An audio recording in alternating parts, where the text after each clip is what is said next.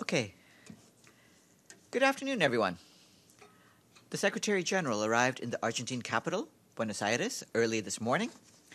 He met with President Mauricio Macri, congratulating Argentina for successfully hosting the second high-level UN conference on South-South cooperation and commending the government's leadership concerning other UN global priorities, including the 2030 Agenda for Sustainable Development.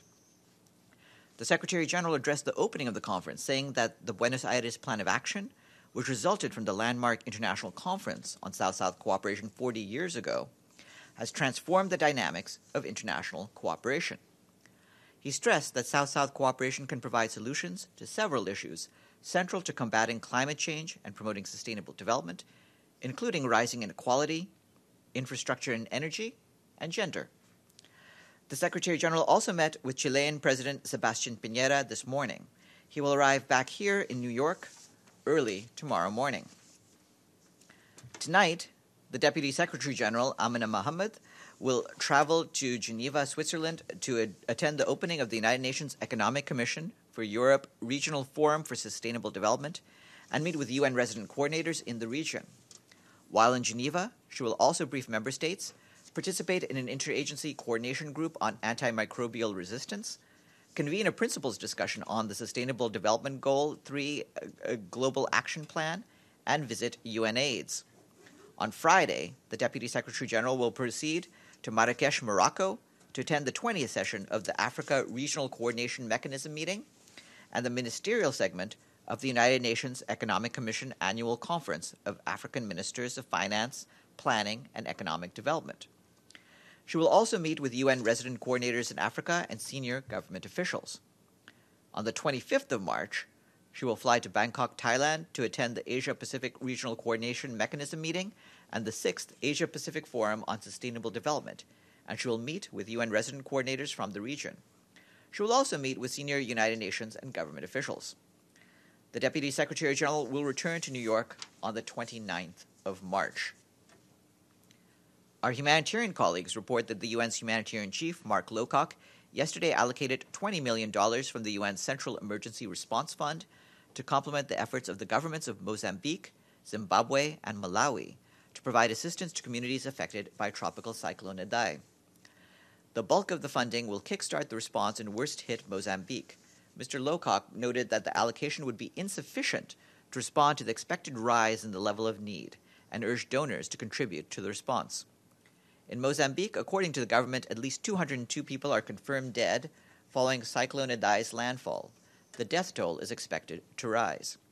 An estimated 260,000 children have reportedly been affected, according to UNICEF. The main roads into and out of Beira remain impassable due to floodwaters and extensive damage to the road network. The World Food Program continues to airlift high-energy biscuits and other vital supplies, while emergency telecommunication partners have deployed to support the humanitarian community in the affected areas. Yesterday, shelter kits and family tents arrived in Mozambique to shelter up to 38,000 people. In Malawi, nearly 840,000 people have been affected by the floods. Close to 94,000 people are displaced and sheltering in displacement sites. In Zimbabwe, at least 102 deaths and over 200 injuries have been reported, and more than 200 people are reportedly still missing. Relief trucks carrying shelter, non-food items, and water and sanitation supplies have arrived, and distribution is underway in some areas. WFP has pre-positioned food stocks ready to deploy, and other agencies are mobilizing stocks, particularly for health and water and sanitation interventions. The Office for the Coordination of Humanitarian Affairs has more information on the humanitarian response. This morning, the Secretary General's Special Representative and head of the UN support mission in Libya, Hassan Salame, briefed the Security Council by video teleconference on the situation in that country. Mr. Salame told the Council that the National Conference will be held from the 14th to the 16th of April inside Libya, adding that the conference represents a critical opportunity to end the country's 8-year-long transitional period. We have shared his remarks. Our humanitarian colleagues tell us that as of yesterday, nearly 123,000 people were affected by flooding caused by heavy rains earlier this month in Afghanistan. Dozens of people have been killed or injured. The United Nations and our humanitarian partners are helping the government-led relief efforts, providing emergency health kits, food, emergency shelter, non-food items, and hygiene kits. Just as a reminder, the humanitarian response plan for Afghanistan needs $611.8 million to help 4.5 million people in 2019 and is currently only 4% funded. Just to let you know that the Emergency Relief Coordinator, Mark Lowcock, the UNICEF Executive Director, Henrietta Fore, and the Secretary General of the International Federation of the Red Cross and Red Crescent Societies, El Hadja Sai, concluded today their joint mission to the Democratic Republic of the Congo. The delegation, along with the country's health minister, visited a site for internally displaced people in Bunia, Oriental Province, where thousands of families sought refuge from violence. They also visited child protection projects run by UNICEF. And Mr. Lowcock and Mr. Sai went to another displacement site where Red Cross personnel are conducting community information campaigns on Ebola before visiting an IFRC-managed Ebola center. An estimated 12.8 million people are in need of assistance in the country. The Special Advisor on the Prevention of Genocide, Adama Dieng, acknowledged today's final appeal by the Hague branch of the Mechanism for International Criminal Tribunals, largely upholding the verdict issued in 2016 by the International Criminal Tribunal for the former Yugoslavia against Radovan Karadzic and increasing his sentence from 40 years to life imprisonment. Special Advisor Dieng underlined that this appeal judgment confirms that accountability, rather than impunity, will prevail. Justice alone, however, will not bring genuine reconciliation to communities divided by violence, and it cannot be imposed from the outside. During his visit to the region in February, Mr. Dieng consistently underscored that genocide denial is a direct barrier to reconciliation. We have a press release online with more details. That's it from me.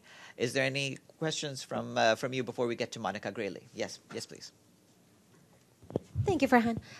Today, Michelle Bachelet gave her report on Venezuela and other countries in the region, and specifically on Venezuela. She said that is worries that the sanctions imposed to the government of Venezuela and not having access to some of the funds might deteriorate the situation inside the country. And also, she talked about the reduction of the space for the opposition to be able to protest and to have their voices heard.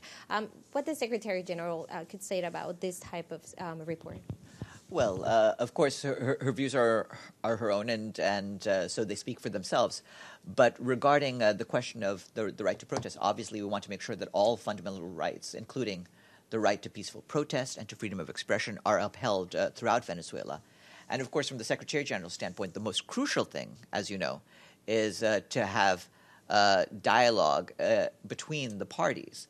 And we want to make sure that there's the right atmosphere for such a dialogue to be conducted. Yes. You. Thank you, Farhan. Just a quick follow-up on the SG trip to Argentina. You just told us that he met earlier today with Sebastián Piñera. Do we know if Venezuela was part of the talks, or, for that matter, with any of the bilateral meetings that he might have had down there? Or it wouldn't be surprising if the topic of Venezuela came up in his discussions with Latin American leaders. Regarding Mr. Piñera, we have asked for a readout, and we'll see whether we can get something later. Yes, Masood. Farhan, yes, on this the Gaza crossings, which have been blocked time and again by Israelis and the Egyptians. And that's the cause and effect. I mean, when the population in Gaza is being starved to death because of, how will they not protest? So, and that becomes violent, that is the cause and effect. So, what is the situation now? Well, as you know, we've repeatedly called for all of the crossing points to be opened to regular commercial traffic. And our special coordinator, Nikolai Mladenov, has been in touch with all the parties on the ground to make sure that as much as possible the crossings can be opened. And we've had, as you know, some successes about this. I'd refer you to the recent reports that Mr. Mladenov has provided to the Security Council. Yeah, he's on record having to blame the Palestinian in the Gaza for situation over there.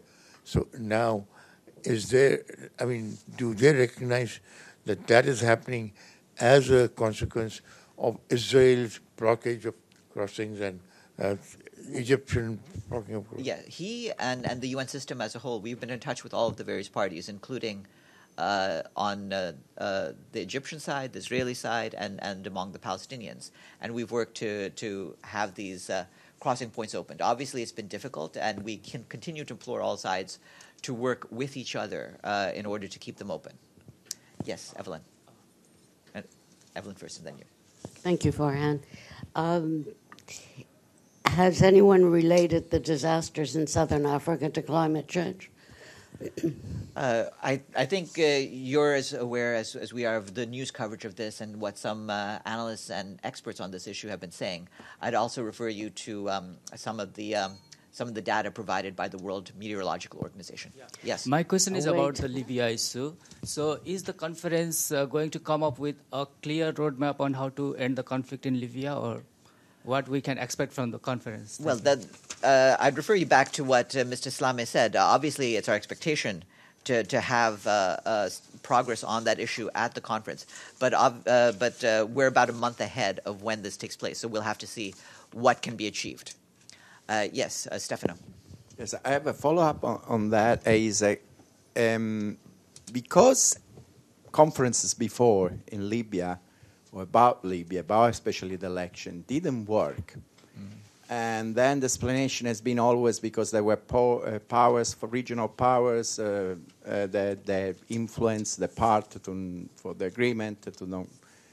Is the Secretary General this time offer, why we should be have hope that, for example, I just name it, France, Italy, those countries now finally get along in making sure that this conference will work? Well, Mr. Slame has dealt with all of the countries, not just the countries in the region, but more widely, to see whether he can get as broad participation as possible to all of the various efforts to resolve this crisis. And we're hopeful that at long last, after so many years of disarray on the ground, that there's a growing consensus among the key parties so that you can have a stable, united Libya. And I'm sorry, and then I have another question that I had it 2 days ago. In Iran, the activist lawyer for human rights, Nasrin Sotoudeh, has been, she's in prison and in a really condition that we all know is a concern for all the community in the world that care for human rights. And I would like to know if her situation is in the Secretary General radar or not yet. What I can say on this for now is that, yes, we are aware of the situation. And I would refer you to our long-standing concern for the treatment of all human rights defenders. We want to make sure that those who are in charge of defending human rights are not themselves targeted in the countries where they work. And that is certainly our concern in this case. Yes, please. Hi, Farhan. Thank you. I have a couple of questions on the Cyclone Idai in Mozambique. The first one is if the Secretary General is going to make a new statement on this tragedy. As we know, for example, that in Mozambique there are 3 days of mourning. He made a statement on Sunday, but now the numbers are growing, and I want to know what he has to say. Well, we'll consider what further things we need to say as that comes up. As you know, we have issued statements about all of the countries most affected by this, about Malawi and Mozambique and Zimbabwe. So the Secretary General is on record, and his concerns are on record, as is our offer of help to those countries. If it is helpful to say something further, certainly we'll do that. Okay.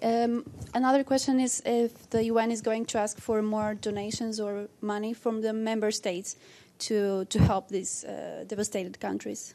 Yes, we will. It's been very clear. And if you've seen, for example, our press release last night about the Central Emergency Response Fund, we made clear that the sort of money that we have on hand right now is insufficient to meet the needs on the ground. So we will be coming back to member states. At this stage, what we want to do is underscore the sheer level of this crisis. This may be one of the worst natural disasters to hit southern Africa in living memory. And so we will need to do quite a lot. We do not know at this point, because of the amount of damage that's been created and the inaccessibility to some of the area, we do not know yet the scale of damage to make a precise estimate of what kind of numbers we're looking at, but it will be large. And we are trying our best to inform the international community already to expect that we need to do quite a lot. Evelyn. Is there any update on the visa refusal for ICC officials, protests, whatnot, that is to come there? Well, this is a matter, as you know, in the hands of our colleagues in the International Criminal Court. Beyond that, hold on.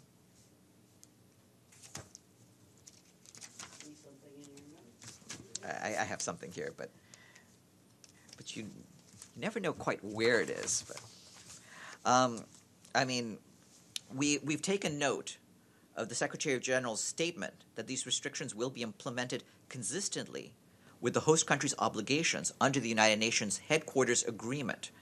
And along those lines, we will continue to closely follow developments in this matter. Yes. No, for her first, and then you. Yes, you. No. The lady first, and then yourself. No, Masood, it is not you. You are second. Thank you. Now you can go. That's right. Thanks, Farhan.